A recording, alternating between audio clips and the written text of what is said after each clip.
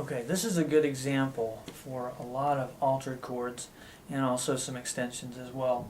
It's by Jerome Kern. It's called Yesterdays. Otto Harbach is the writer of the lyric. I've given you some chords already, but I've left some blanks there so that you can fill them in and get some practice identifying chords with pop symbols. Let me step you through some of them. So we start with C minor, and that is our key. It's our one chord. So let's take a look at this measure. Notice we're going 1, 4, 1 in the bass. And so that, just looking at the bass, can probably prep you a good bit for just making some basic expectations, setting your expectations before you even dive into some of those details.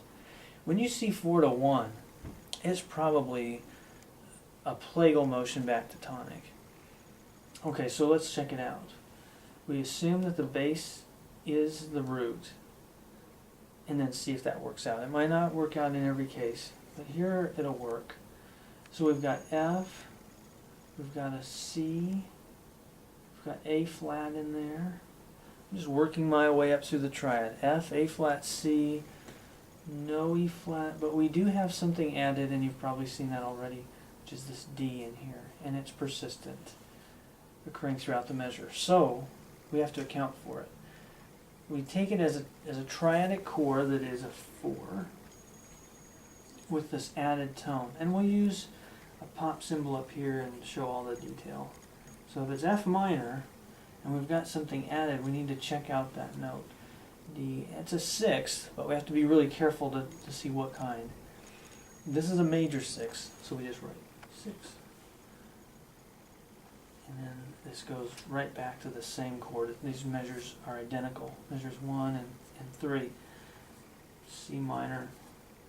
Yeah, that is plagal motion going on. Now, you probably are aware that you could restack this chord and make D your root. And then you'd get a 2 chord, and it'd be a 2 half diminished 6-5 if you want to go the full label. That is possible to do it as well, but if you go that direction in your pop label, you would want to show that it's D. You could use this symbol if you like for a half diminished 7, then you show what's in the bass. It's not the root, but it's an F, the chordal third. That is possible. I prefer you just work this way because then you always can follow the same train of thought, which is, here's the bass, I'll assume it's the root. You start stacking everything else above it, above that note. Okay, now let's jump down. I've given you some symbols here. There's a bit of a tonicization in here. It's as if you're moving, it looks like a 2, 5 in another key. 2 half diminished, 2, 5, 7. If you're thinking in the key of G, which is the dominant in G minor. Okay, well, I'm going to skip that and go here because I want to make our main focus just these chord qualities, the added tones, the alterations to the different chords that we've got. G is the bass note, so I assume it's the root, and then try and spell it up. So I'm looking for a B flat or a B. G, B natural. Is there a D? No, but that's the chordal fifth, so it's often omitted. G, B, D, F. Yes, there's an F. Anything else? Yeah, there's an E flat up here, which does not fit the chord.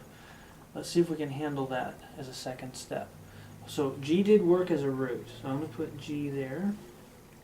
I'll capture the quality. G, B, D, F, well, that's a dominant 7th, so I'll write G7. Now, what do you do with this E flat? Well, that's a 6th, but watch out, it's a minor 6th. So remember, when you have a minor 6, right? Sharp 5. It's going to feel weird because you've got a note that's a minor 6. You want to write it as something lowered, but we're going to write sharp 5 for that just to fit the convention. Okay, next, C's in the bass. Assume it's the root. C, E, G. Let's see if we get it. C, E. Oh, it's G sharp though. C, E, G sharp. B flat and a D. Well, the C, E, G sharp, B flat is almost a C7, except that the chordal fifth has been raised. So we've got that taken care of right there. But we also have the ninth. The D is a major ninth above the C, so I'll write 9 up above. Now you might say, hey, wait a minute, you can omit the writing the 7, but that's not actually true. If I write this, and I don't write the 7th, then it'll get omitted. You usually do this with a gap between those numbers. We're used to 9, 7, 5. You write a gap like that to show an omission. So to make sure that I get the 7th, I have to write it. Alright, let's move on. Now if you recognize that this is a sequence, your life is going to be much easier, because you'll go, alright, so if this was the root G, then this is going to be the root F over here, and I don't have to think so hard about it. But again, we have to watch out for quality though, because it could change, even though it's sequential. So we've got F, A, no C, that's okay, F, A, C, E flat, F, A, C, E flat. What's that make? It's a dominant 7th. Wow. But wait, there's one added note here. And the D is, watch out, you have to make sure you check it. Is it a minor 6 or a major 6? This is a major 6th, and so we can't just do the sharp 5 thing over here. We'll have to treat it as a major 6, and when it's major, we either write 6 or we write 13. This being a dominant 7th chord, we'll choose the 13. When it's a dominant 7th, choose 13 over the 6. Okay, so this is F 13, 7. Now if I just write 13, you know what I'll get? 13, 11, 9, 7, I'll get the whole thing. This means give me the 13th, skip all the stuff in between, and give me the 7th as well. Just those two added to the triad. Alright, let's move on to the B flat and the bass. Okay, so B flat we assume is the root. I'm going to just write that. B flat is the root. Then stack it up. B flat, D, F sharp. It's a raised 5th. Do we get the 7th? Yes. Right there, A flat. So add that in there. And then, oh, C up above a B flat is a 9th, so we'll account for it too. Okay, so we need B flat, 9, 7, sharp 5 for that one. Alright, let's move on to the last line here. Assume that E flat is the root and stack it up. Let's try it. We'll put E flat down, and we get E flat, G, B flat, and D flat. E flat, G, B flat, E flat. That's a 7th chord, dominant 7th.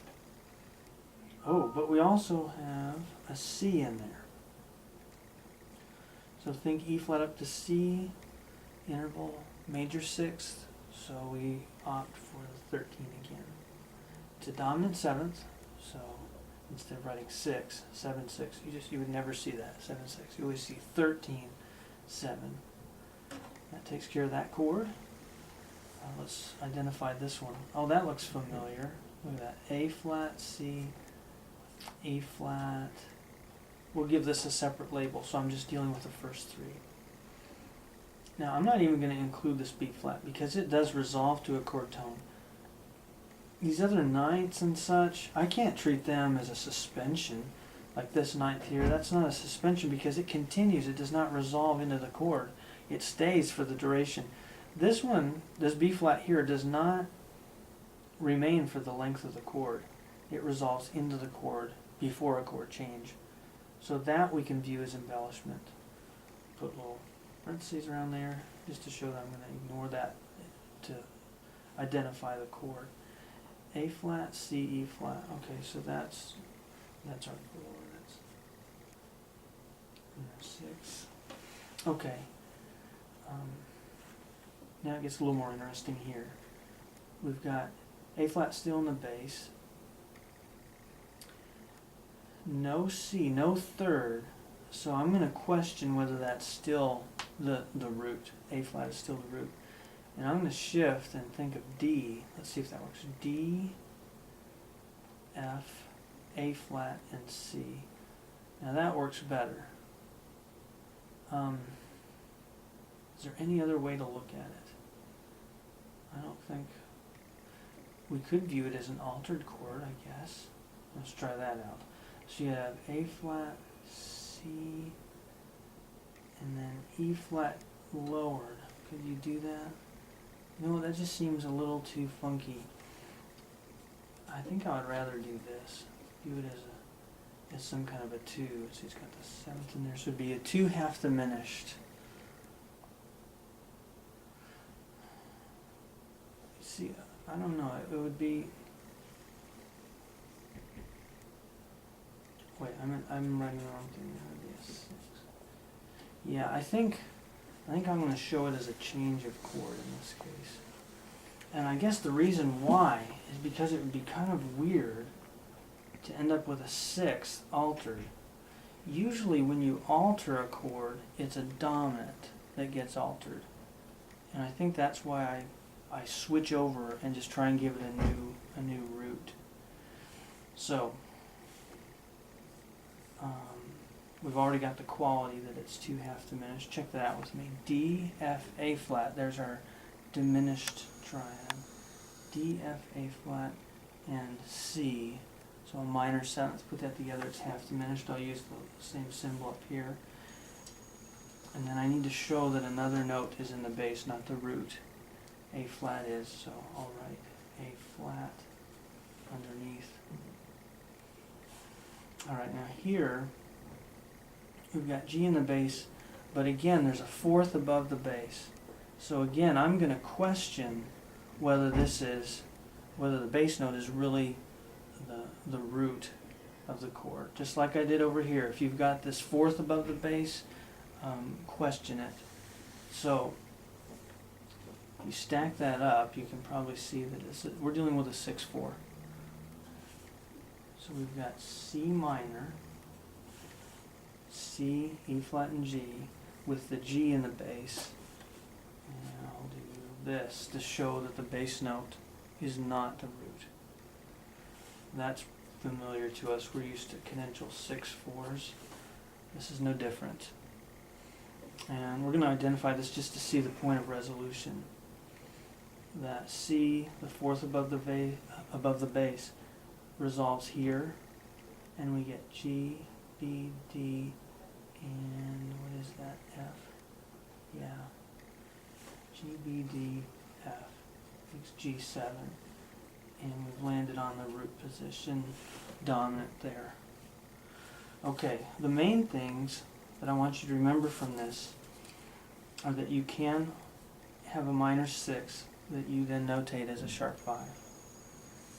And that sound, the minor 6, is identical to an augmented 5th. So that sometimes it'll be written like this, C, E, G sharp, as a sharp note, and sometimes it will appear as a minor 6. Either way, you write sharp 5. Then for major 6, if you're dealing with a dominant 7th chord, write 13 instead. Not 6, but 13. If you encounter a 4th above the bass, you should change your thinking and don't use the bass note as your root. Most of the time it is, but in that case you don't want to try for that. And always look for big picture stuff. So when you see plagal, tonic, it's not only reassuring, it makes you faster. You're speedier at identifying things. So part of what happened here for me was that I kind of get the 6/4 thing, and you do too, so you kind of know what's up already, just to see 6/4 over a 5 in the bass. So don't just throw out what you know when you're trying to do these symbols up here. Put it in the context. You're landing on the dominant, and in this style especially, 2-5-1 is very common. So to have a 2 in front of a dominant, it just sort of reinforces your sense that you've got it right. It checks out on a couple levels. It accounts for the chord, but it also makes sense in terms of the phrase model. That's our predominant going to the dominant.